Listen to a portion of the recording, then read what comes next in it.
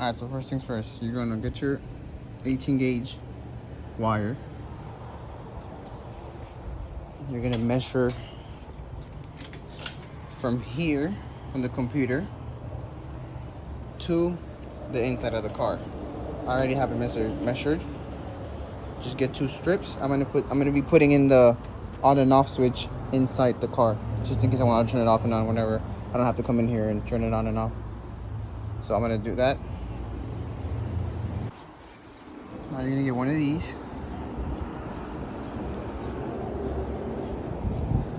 You see this in here? You're gonna put the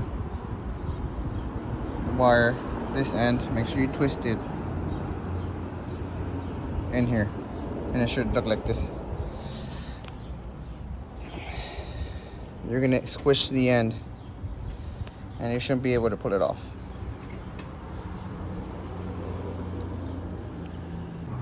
Now you're gonna get your on and off switch. All right.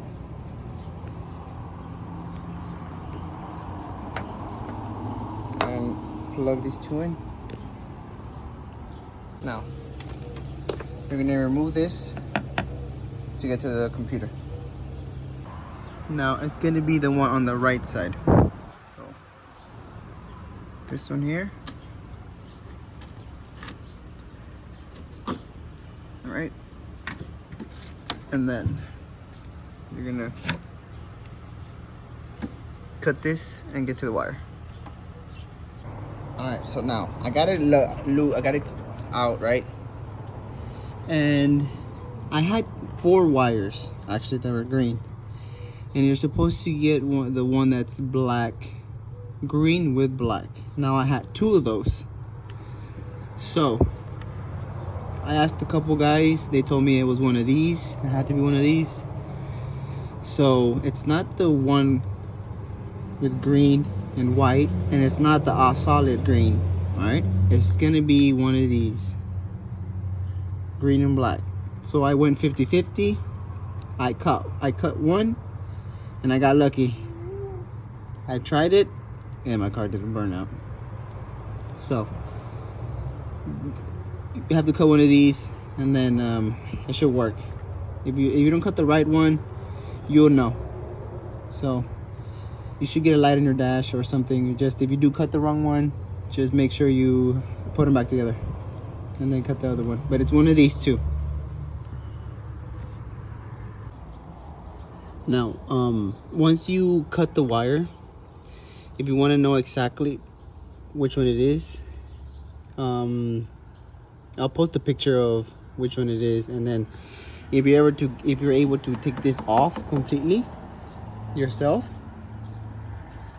then you'll be able to see the numbers of each cable. But this is really hard to take off, the plastic itself, not to unplug it. I mean the plastic, which is why they tell you which one to cut. But like I said, I got lucky in the first time and I got it done.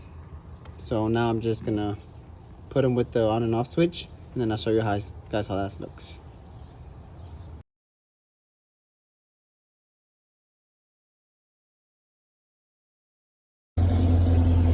All right, now that you got them all together, right, should look like that. Got your on and off switch. Now we'll be eventually running it inside, so I can turn it on and off when I want, but for now, just to test it, I'm gonna hide it somewhere in here. I'm gonna hide it in here somewhere with some 3M tape, maybe. Just stick it in here for now, and I'm gonna put this back together, and then I'll give you some tests.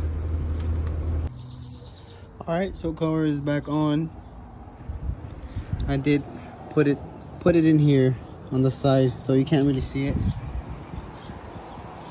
So that's how you do it. All right, and yes, it does work. My car does not kill itself at 2,000 RPMs after holding the brake for a while. That's the trouble what I was having at my launch. So my tires would spin so much on map 3 and map 4. I wasn't able to run those maps.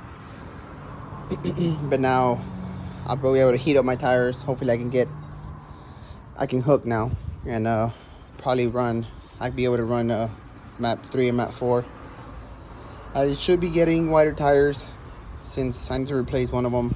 I got a nail on one, so. But yeah, if you have any questions, just drop a comment and I'll make sure to get back to you guys. Alright, now I'm gonna put it to the test. Right now I have it off.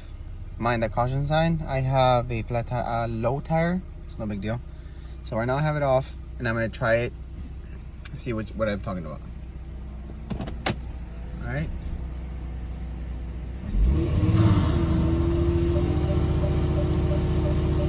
You see that?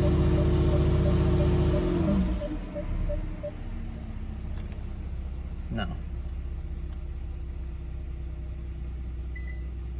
For launch control, right?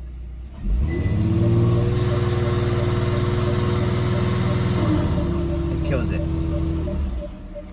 You see how it kills it? Now I'm gonna go and I'm gonna turn it on. Give me one sec.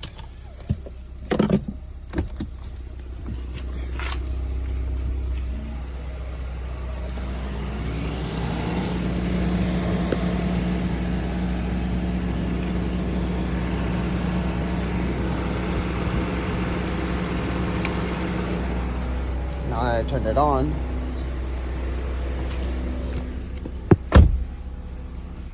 all right, back up a little bit just in case.